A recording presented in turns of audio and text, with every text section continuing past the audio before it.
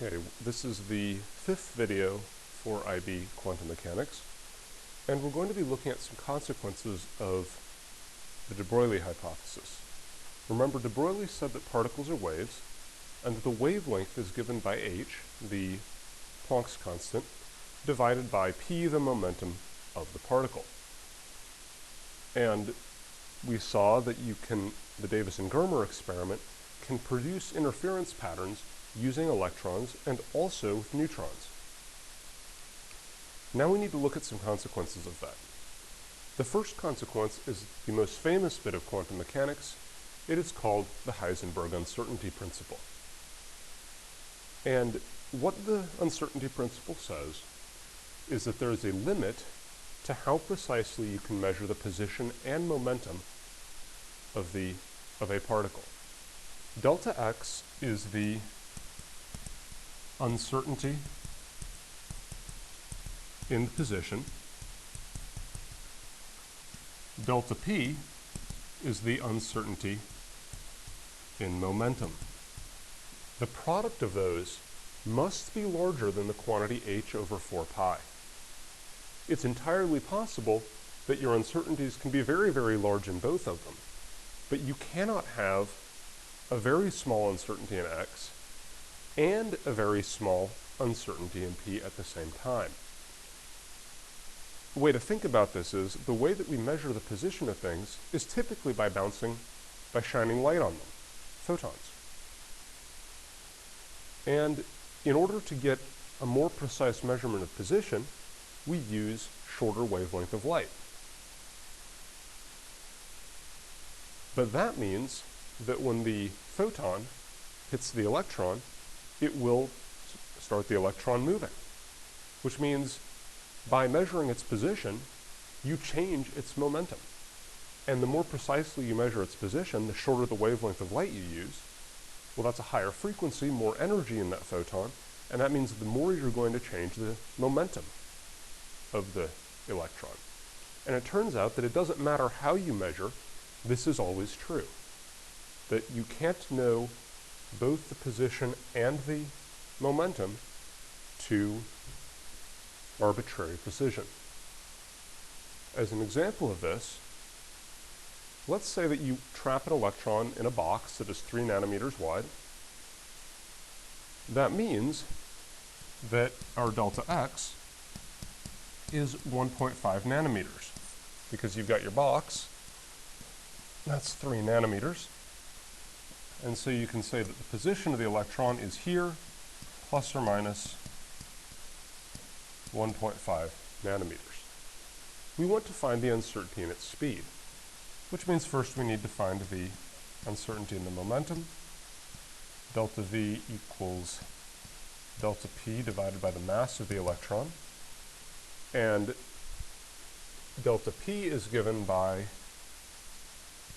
h over 4 pi delta x. If we plug in the numbers, we find that the uncertainty in the speed of the electron has to be at least 39,000 meters per second. That is the minimum uncertainty in the speed. The actual uncertainty in the speed might even be larger than that. So when you confine small particles, what happens is that you don't really know how fast they're going.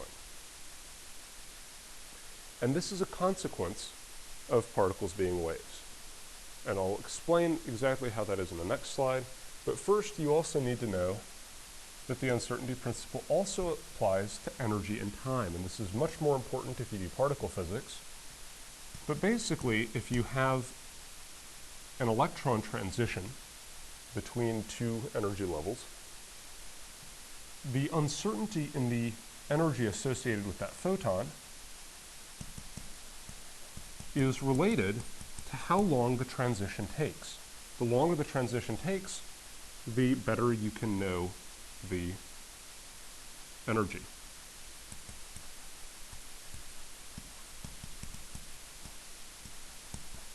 For our purposes, the uncertainty principle for position and momentum is much more important.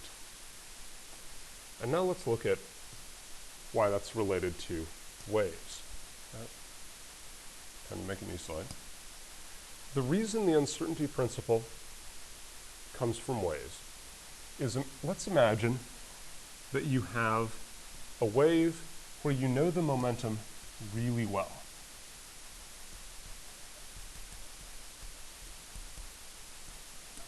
Because of de Broglie's equation, that means we know the wavelength really well, so lambda is well defined. A wave that has a well-defined wavelength looks like that. And now I ask you, what is the location of that wave? And you can't answer that question because it's spread out through all of space. It's a sine wave going to infinity in both directions.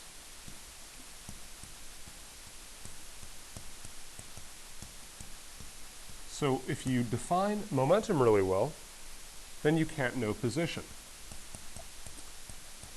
And delta x is large. Now, if I know the position really well,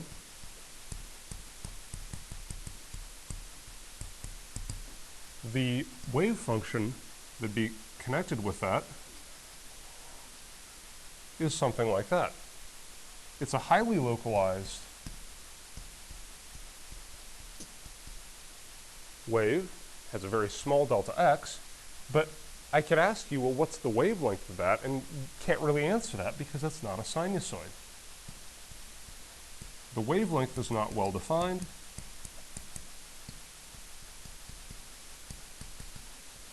And that means delta p is very large.